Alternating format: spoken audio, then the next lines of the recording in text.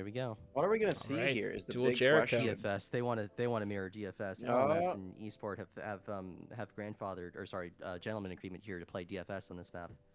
Interesting. DFS is very, very high skill on this map. You don't have a lot of track length to defend, but you've got great tower placements. And also, there's no good open spot, so they're both opting for a Jericho. That's gonna be tough, I think. I Oh, I don't think you can get absolutely. Jericho round 1. I think you go for Jericho round 2. Yeah, I think this is a round 2 Jericho angle. They're both going the stall druid spots, lower on the map, but you need to go for it in the modern meta. Oh yeah. I think ever since those eco nerfs that happened after Azili was introduced, you can't go for the druid spot up north. You have to take that stall druid spot. So They're both gonna rush Heart of Vengeance, so they can get those leaks in early and then buy their hero round 2. Although Yeah, I I'm think that's a noticing smart play. LMS is saving a lot of money. He Yeah. stopped ecoing for a second. Right.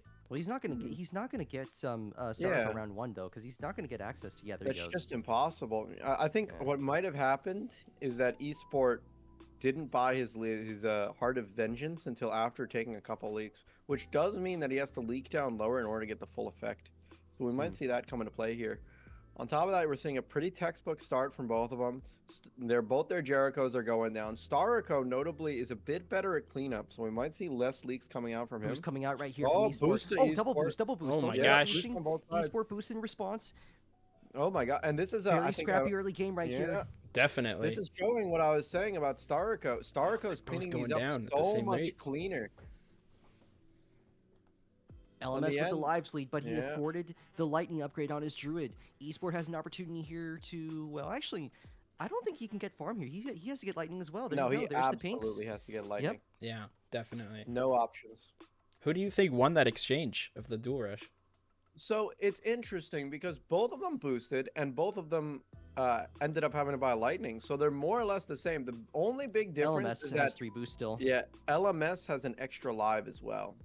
Has an extra 5 lives. In fact, before that, eSport had the live lead, but now LMS does, which means that when it comes to buffing a second druid, which we might see come into play later on in the game, LMS is going to have a much easier time getting in those extra leaks, and he's going to be able to get more attack speed on his secondary druid.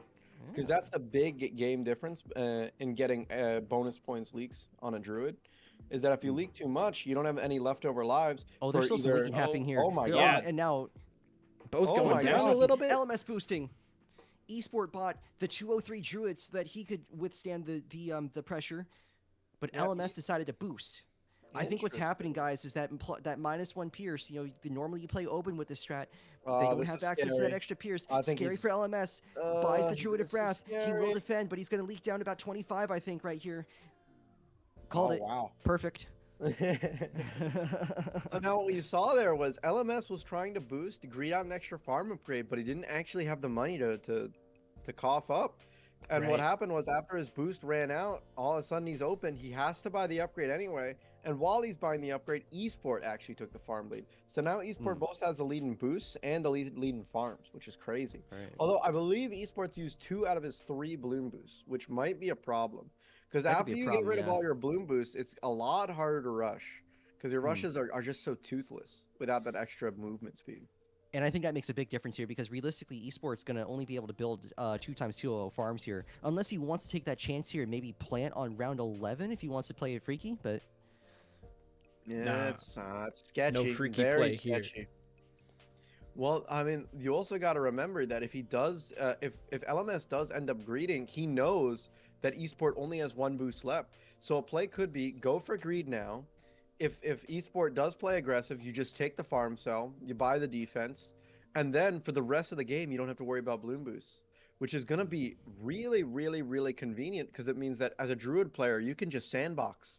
You can just completely ignore your enemy, build insane defense, build insane farms, and they don't Huge really decision have right much here. pressure. LMS is not going to get Bloons Reactor right at the start of this round. Needs a couple of bananas. Oh, he's floating the cash. He doesn't have crosspath though. Now oh the my rush. god! Oh, Steel LMS crazy needs boost. boost. Boost coming out. It's still not going to be enough. Ooh. Oh no, it just managed to get it. That is Yeah, wild. just barely going right through LMS's defense.